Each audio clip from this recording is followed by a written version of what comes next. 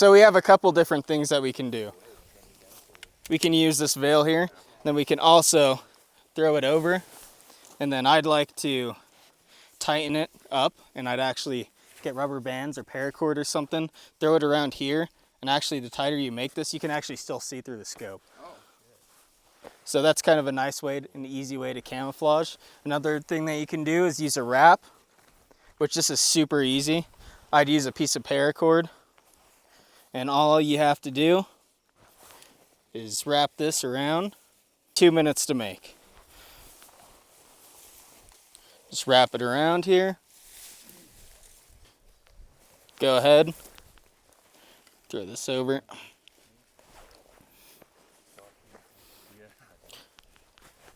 Get some paracord, some rubber bands, some sort of retaining device. And I mean, that's gonna be way better than just a black rifle. Make it even better, you can wrap paracord around this, throw vegetation in between the paracord, and now you got like a ghillied out rifle, right?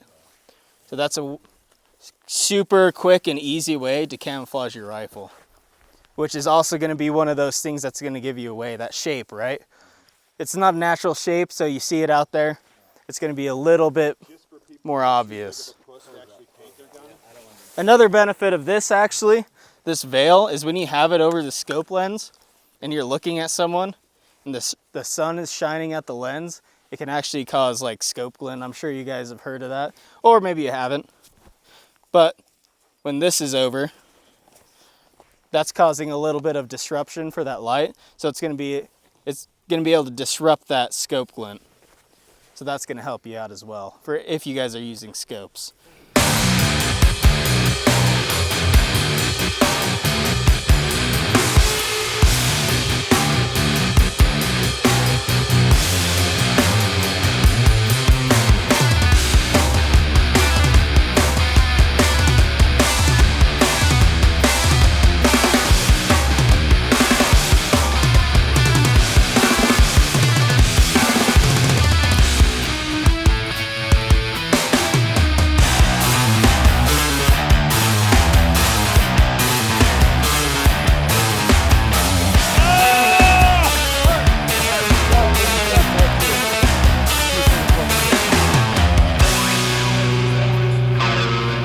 So the biggest thing, and this is what me and Devin, we did a class not too long ago in Colorado Springs. Does everybody recognize this one? Okay. So the biggest thing with the RATS tourniquet, does it work? Yes. It is not TCCC approved, okay? So that means the Committee on Trauma, for the military, everybody else, they do not recommend this. And the only reason why is because if you look at the width of this and you look at the width of the cat tourniquet, it's because they've shown that this causes unnecessary tissue strangulation and death. That is why they don't recommend it. Does it work though? Yes. Is it better than nothing? Absolutely. So in the civilian world, can you easily fit this in your pocket? Definitely. Now the nice thing is, talking about, you know, being out with your family, everybody else, when we teach these medical classes, I try to make it as relevant as I can, right? We're learning something for this scenario, but you guys might be out with your, you know, at the mall with your family, your friends, whatever. The nice thing is, what is the new generation made famous again? Fanny packs. This fanny pack, I have basically a full IFAK in, and no one's ever gonna know I'm walking around with it. So those are some nice considerations. For the cat tourniquet, just real quick, throw it over somebody's arm, make sure we're all familiar with it. Everybody's good. Do we need to go over it? All right.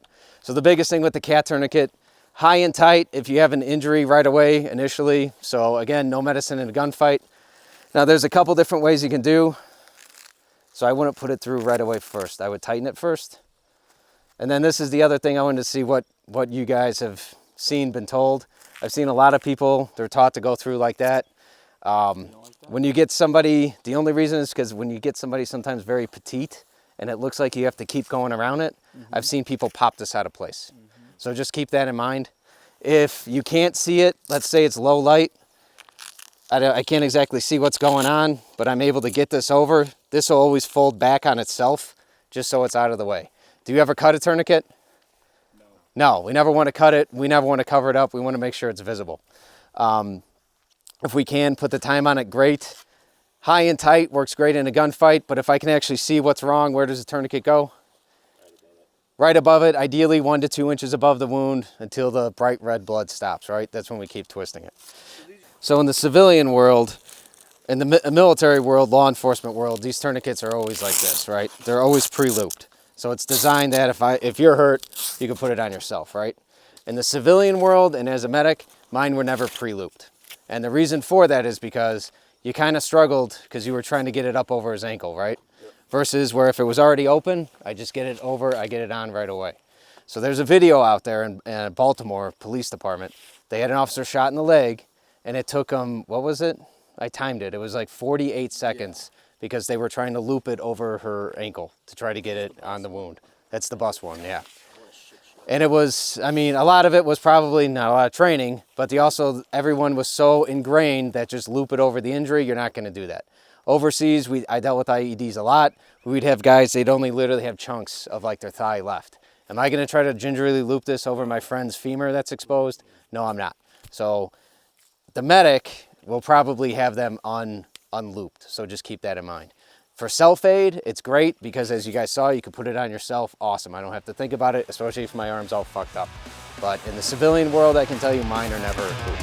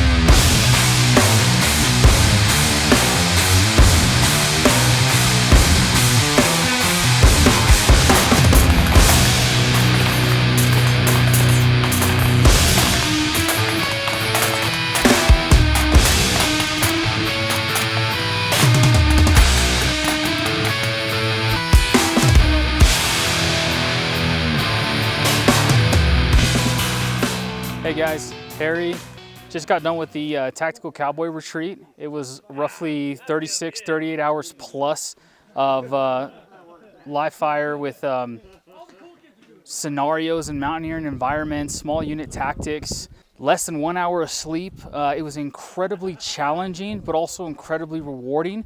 Just finished it less than 10 minutes ago. So glad that I did it. It's not for the faint of heart.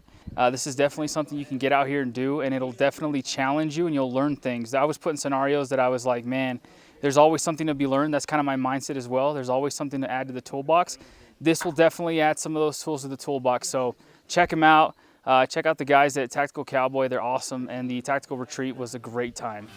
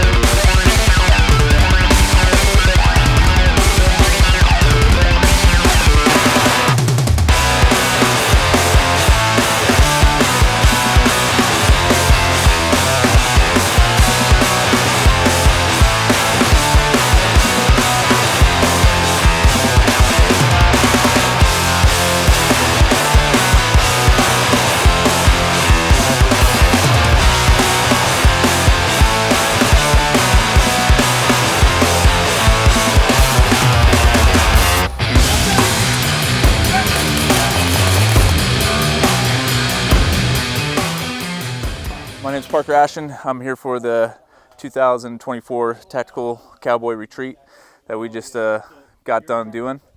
It was a great course. very, very taxing for your mental and physical strength. They put us through a lot of scenarios, a lot of tests, a lot of to get your maps right, your medical. You got to get your land nav straight. You have to get your tactics straight.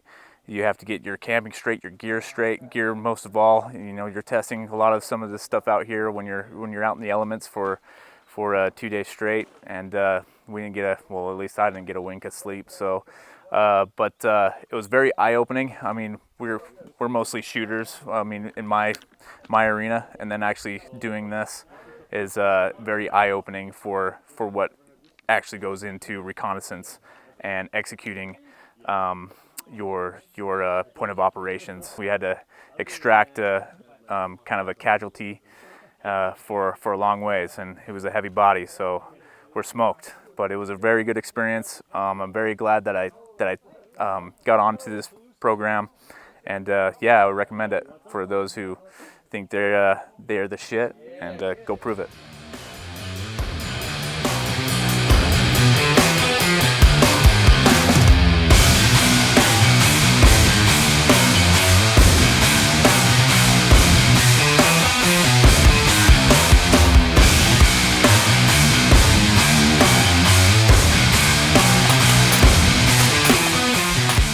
Last 2 days, kind of an intense process program. Spent a day learning, going through a number of activities, learning how to operate in groups in small team tactics, and then how to communicate, and then go through a process of really taking what we learned and trying to put it in real life. So overnight and day 2 dealt with how do we deal with this in a real life type situation, going through some exercises to bring all those tactics, the training together. I mean, the favorite part is just kind of the end of it, when you come away and know that, hey, you've accomplished something, that you were able to go through the physical process, the mental process, and really to be stretched on both those sides.